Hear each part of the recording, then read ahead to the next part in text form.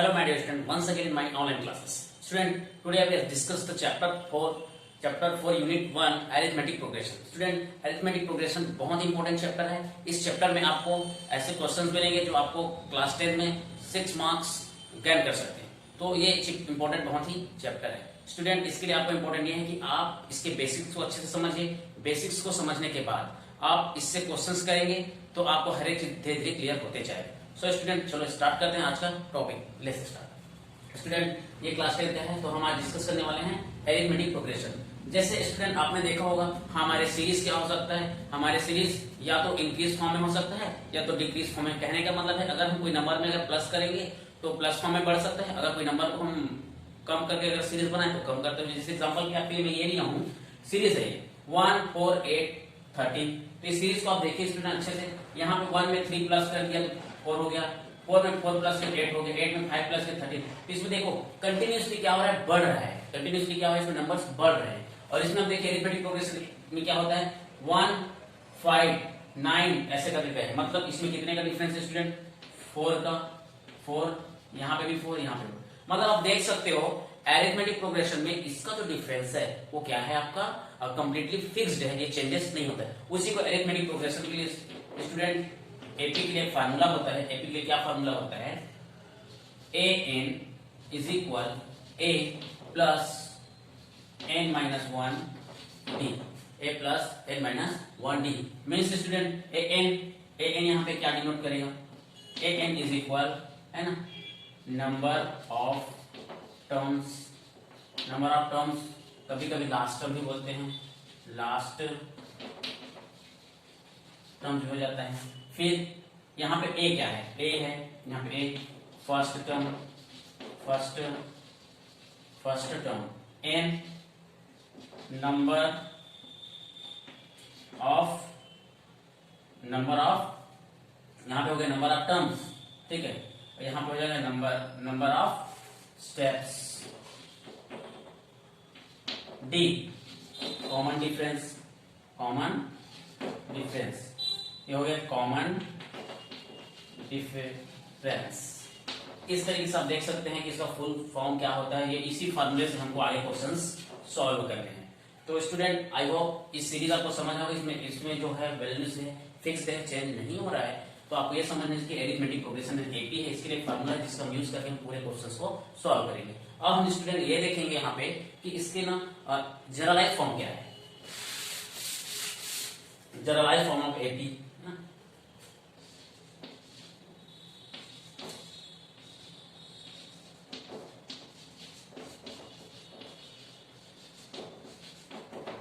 AP का generalise form क्या है स्टूडेंट्स. अगर हम ए को फर्स्ट टर्म मानते हैं, ए को क्या मानते हैं, ए1 फर्स्ट टर्म है तो ए प्लस डी. क्योंकि कॉमन जो डिफरेंस है इसका फिक्स्ड होता है. कॉमन डिफरेंस कैसा होता है, फिक्स्ड होता है. इसलिए हो गया ए2. फिर इसका ए प्लस 2d. 2d मीन्स ये फर्स्ट टर्म में ए रहा, सेकंड में हमने कॉमन डिफरेंस डी को प्लस किया, थर्ड में भी और डी आ जाएगा तो डी प्लस डी 2d ऐसे करके बढ़ेगा. वैसे ही ए प्लस 3d ऐसे ही करते करते स्टूडेंट्स पूरे क्या आ जाएंगे, अरिथमेटिक का जनरलाइज फॉर्म आपका बढ़ते जाएगा. तो आपको ये भी याद रखना है कि इसका जनरलाइज फॉर्म क्या है. जब हम अंदर क्वेश्चन सॉल्व करेंगे वर्ड प्रॉब्लम तो ये काम आएगा. तो आई होप सबको समझ आ रहा होगा, समझने की कोशिश करेंगे क्योंकि ये एपी बहुत इंपॉर्टेंट चैप्टर है. देखते हैं स्टूडेंट्स एपी और सीरीज में क्या अंतर है. एपी और सीरीज में अंतर यह है कि सीरीज है ना डिक्रीज और इंक्रीज फॉर्म में दोनों में सीरीज बढ़ सकता है, घट सकता है. और अरिथमेटिक प्रोग्रेशन फिक्स डिस्टेंस में ही बढ़ेगा, मतलब उसका कॉमन डिफरेंस फिक्स रहेगा. स्टूडेंट वन क्वेश्चन हम अगर बना के देखते हैं, चलो एक क्वेश्चन हम सॉल्व करते हैं ताकि आप लोग को समझ आ जाए. ठीक है स्टूडेंट, एक क्वेश्चन मैं देखता हूँ अपने से. यहाँ पे एक क्वेश्चन है, क्वेश्चन लिखा है find the 10th term of arithmetic progression. Find the 10th term of arithmetic progression.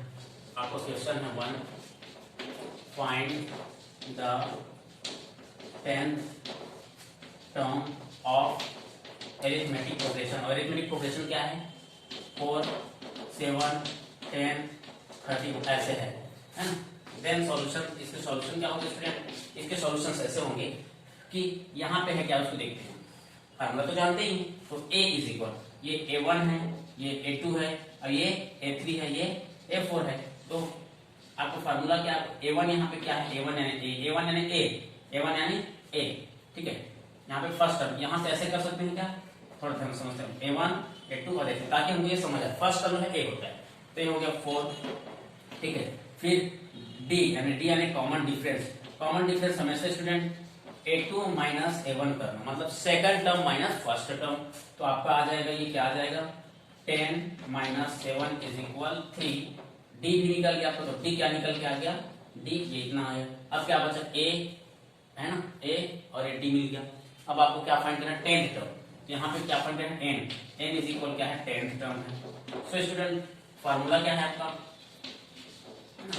Formula क्या है आपका, फार्मूला ये है स्टूडेंट्स की a n is equal a plus n minus 1 d, clear. अब यहाँ देखिए a n मतलब a10, n मतलब a10, n की जगह हम रख देंगे 10, तो a इज इक्वल आपका आ गया 4 प्लस n कितना स्टूडेंट 10 है माइनस 1 d आ गया 3। सो स्टूडेंट a10 4 है ना, प्लस 4 प्लस ये 9 हो गया और ये है 3। अब यहाँ पे स्टूडेंट एक बात याद रखना है कि 9 को ओपन करते हैं, है ना, तो 9 को ओपन करेंगे तो इधर हम क्या कर सकते हैं, मल्टीप्लाई, तो 4 प्लस 9 मल्टीप्लीकेशन 3। यहीं पे आपको ध्यान देना स्टूडेंट कि मैक्सिमम स्टूडेंट क्या करते हैं, इसको प्लस कर देते हैं पहले और फिर उसके बाद फिर क्या करेंगे, मल्टीप्लाई, उससे आंसर रॉन्ग आएंगे।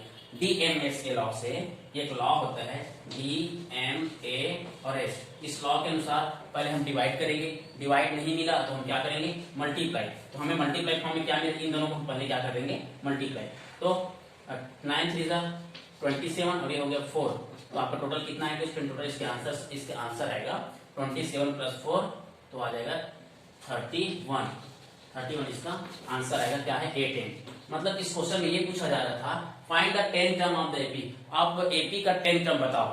कहने का मतलब ये था, अगर आप इसको ऐसे ही बनाते बनाते जाओ, जैसे पहले कितना हुआ 4 हुआ, फिर 7 हुआ, फिर 10 हुआ, फिर 13, फिर क्या होता 16, तो ऐसे ऐसे बनाएंगे 10th नंबर में, है ना, एंड टाइम में क्या होगा 31 नंबर लिखाएगा। क्लियर, आई होप सबको ये समझ आ रहा होगा और आप समझने की कोशिश करिए, क्योंकि बहुत इंपॉर्टेंट चैप्टर स्टूडेंट। एक और अच्छा एग्जांपल आपके लिए लेता हूँ, चलो देखते हैं, ठीक है स्टूडेंट। सो स्टूडेंट एक और एग्जांपल देते हैं ताकि आपको अरिथमेटिक प्रोग्रेशन कंप्लीटली क्लियर हो जाए। देखते हैं last term of the arithmetic progression. Arithmetic progression में एपी आपको क्या दिया है, 8 15 और 22, दिस इज 280। मतलब लास्ट टर्म यानी कि क्या हो गया, a 10, मतलब जितने आप बनाते जाओगे, ऐसे इसको बनाते बनाते जाओगे, तो सबसे यहाँ पे आके आपका अरिथमेटिक प्रोग्रेशन क्या होगा, एंड हो जाएगा। उसमें हम बोल रहे हैं कि अरिथमेटिक प्रोग्रेशन, तो उसमें कितने टर्म्स होंगे, मतलब ये पूछ रहा है कि ऐसे बनाते बनाते जाएंगे कौन से नंबर के टर्म्स में वो 280 होगा। कहने का मतलब एपी क्या होगा इसका, एपी इज इक्वल जैसे 8 15 22 है, ये हो गया लास्ट टर्म आपका 280, ऐसा इसका लास्ट टर्म क्या होगा 280। तो ये क्या हो गया, ए हो गया, ये क्या हो गया, A1 हो गया, तो ऐसे बनाते बनाते जाएंगे तो ये क्या होगा, ये आपका क्वेश्चन मार्क है, ठीक है। तो देखते हैं यहाँ पे हमारा a is equal here a is equal 8, ठीक है। d तो बताया हूँ, a2 माइनस a1, मतलब last term, sorry second term से फर्स्ट टर्म को माइनस कर दो, तो a2 माइनस a1, इसमें इसको माइनस कर देते हैं तो कितना आ गया 22 माइनस 15, ये आ गया 7, ठीक है। अब लास्ट टर्म मतलब a n यानी कि ये क्या है क्वेश्चन मार्क, तो लास्ट टर्म कितना दिया, लास्ट टर्म आपका दिया 280 और आपको फाइंड क्या करना है, नंबर ऑफ टर्म यानी कि क्वेश्चन मार्क। अब आपके पास एपी का फार्मूला होगा, आपको पता ही है, a n is equal to a plus a minus 1 d, तो a n इज इक्वल कितना होगा स्टूडेंट, n 280, ये जो a n है ये आपको दे दिया गया है, a n ये आपको दिया है, तो a n कितना हो जाएगा 280, a की वैल्यू है आपका 8 plus n number of term find करने 1 और d की वैल्यू है आपका 7, d की वैल्यू क्या है आपका 7, ठीक है। आई होप सबको समझ आ रहा होगा। यहाँ पे लास्ट टर्म बोले, लास्ट टर्म मतलब 280, तो लास्ट टर्म कौन होगा, यही होगा ना कोई प्रोग्रेशन का। क्लियर, मतलब ये पूछा कि आप बनाते बनाते जाएंगे 280 में वो जो अरिथमेटिक प्रोग्रेशन है खत्म हो जाता है, कंप्लीट हो जाता है, तो नंबर को अगर काउंट करें कौन से टर्म में वो आएगा, ऐसा पूछा। इसको थोड़ा सॉल्व कर लेते हैं। 280 इज इक्वल 8 प्लस इसको करेंगे तो 7n माइनस 7n माइनस, इसको इंटर करेंगे ऐसे a प्लस बी के फॉर्मूले से, तो 7n माइनस 7, तो ये हो गया। इसको अगर करेंगे तो 1 हो जाएगा, ये कितना हो जाएगा 1 बचा, प्लस 7n इधर आके कितना हो जाएगा माइनस हो जाएगा 218। अब ये जो 1 बचा है ना, ये 1 उधर जाके क्या हो जाएगा आपका कंप्लीटली माइनस में, तो हो जाएगा 217 is equal 7n, 217 is equal 7n। अब n इज इक्वल क्या हो जाएगा 217 डिवाइडेड बाई 7, 217 डिवाइडेड बाई 7, तो 7 1 जा सॉरी 7 3 जा और 7 1 जा, तो इसका आंसर क्या आएगा स्टूडेंट, इसका आंसर आएगा आपके पास जो है n की वैल्यू, n इज इक्वल 31, मतलब स्टूडेंट ये है a1 a2 ऐसे करते करते जाएंगे, तो जो 31 नंबर में आएगा ना वो नंबर कौन है 218 है। क्लियर, तो इसका आंसर आएगा 31th टर्म में ये जो AP है उसमें आपको ये नंबर क्या मिलेगा 218। Thank you student. अगर वीडियो पसंद आया तो प्लीज आप लाइक करें, सब्सक्राइब करें मेरे चैनल को, और नेक्स्ट वीडियो में आप लोगों को बताऊंगा वर्ड प्रॉब्लम कैसे सॉल्व करते हैं और कितना इंपॉर्टेंट है। Thank you student, thank you for watching my video.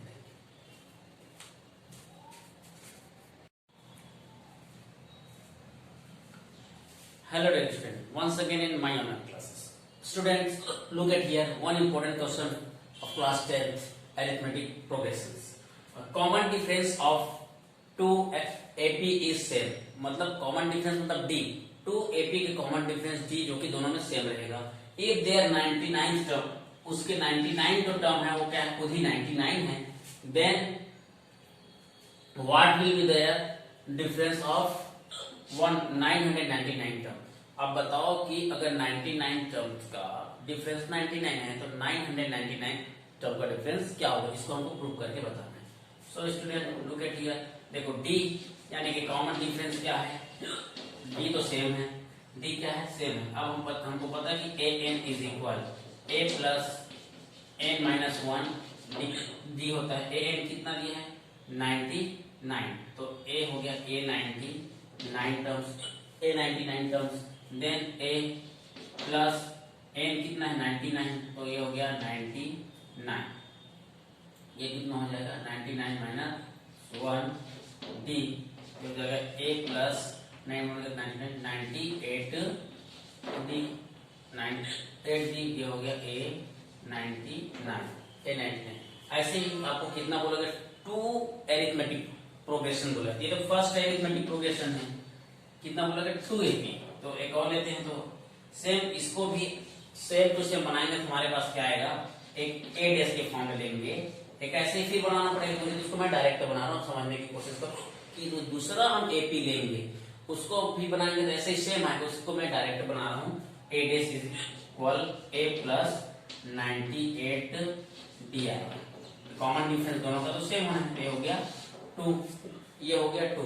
मैं इसको नहीं बनाया, सेम टू सेम ऐसे ही बनाते बनाते आता यही आके मेरे मिलता है। इसलिए इक्वेशन 1 और 2 को सब्ट्रैक्ट करो, सब्ट्रैक्ट इक्वेशन 1 एंड 2। इक्वेशन 1 और 2 को सब्ट्रैक्ट करेंगे तो अपने को क्या मिलेगा a 99 minus a dash 99 is equal a है ना a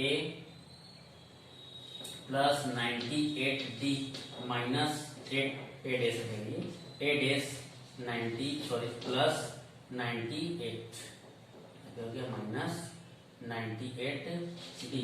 तो ए डैश तो नहीं कटेगा, ये कट जाएगा, तो आपके पास आ गया क्या आया ए minus A minus A dash कितना आ गया ए 99 माइनस ए डैश 99। ये आपको दिख रहा होगा अच्छे, ये जो दिख रहा है आपका आंसर नहीं, लेकिन यहाँ बोला common difference of 2 AP is same if their 99 term is 99, तो उसके दो 99 टर्म क्या है 99 है, तो उसकी जो डिफरेंस हो क्या हो जाएगा 99। तो यहाँ पे हम लिख सकते हैं स्टूडेंट्स, क्या लिख सकते हैं कि A minus A dash is equal, ये वाला जो टर्म है लास्ट में ए डैश में ये कितना हो जाएगा 90, यहाँ खुद ही बोला है क्या हो जाएगा 99 हो गया आपका इक्वेशन 3। ऐसे ही हमको दो और इक्वेशन बनाना, then what will be the difference of their 999 term. तो देखते हैं अगेन अगर हम बनाएंगे तो सेम ऐसे ही बनाएंगे, क्या होगा a 99 is equal a plus n. N means क्या होगा? एन मीन्स एक बार इस form a means 999 minus 1 d. Formula तो सबको याद ही हो गया है ना, तो देखते हैं a 99 is equal a plus 998 d हो जाएगा। Equation 4 same as it is, जैसे इसको हम ऐसे लिखे थे वैसे इसको भी लिखेंगे। से एक और अरिथमेटिक प्रोग्रेशन लेंगे, ए 999 ए डैश प्लस 998 डी 998 डी, तो ये हो जाएगा आपका इक्वेशन 5। इक्वेशन 4 और 5 को भी सब्ट्रैक्ट करो, है ना। Subtract equation 4 and 5। 4 और 5 को हम सब्ट्रैक्ट करेंगे, क्या आएगा? ए 99 minus A dash 99 is equal a plus 998 minus A dash 998 D. Minus में ये प्लस माइनस कटा, तो आपके पास क्या बचेगा? ए माइनस ए डैश, तो ए 9। Look at here students, A 999 minus A dash 999 plus A plus 998 D, A dash minus A dash 998, ये दोनों क्या हो गया? कैंसिल आउट हो गया। तो आपके पास क्या बचता है? ए 999 minus A dash 999 is equal A minus A dash. Look at here student, equation 3 को आप देखिए। इक्वेशन 3 को आप अगर अच्छे से देखेंगे तो ए 199 ए माइनस ए डैश की वैल्यू क्या है? 99 है। तो look at this, A minus dash की वैल्यू है 99, तो हो जाएगा ए 999 ए डैश 999 और इसका आंसर आ गया 99। तो इससे ये हो गया प्रूव्ड, आपके क्वेश्चन में ये पूछा था स्टूडेंट्स कि आप बताओ कि 99 टर्म की जो डिफरेंस है 99 है, तो 999 के टर्म का डिफरेंस क्या होगा? तो यहाँ पे प्रूफ हो जाता है कि 999 टर्म का भी डिफरेंस 99 ही होगा। Thank you for watching my video. Thank you.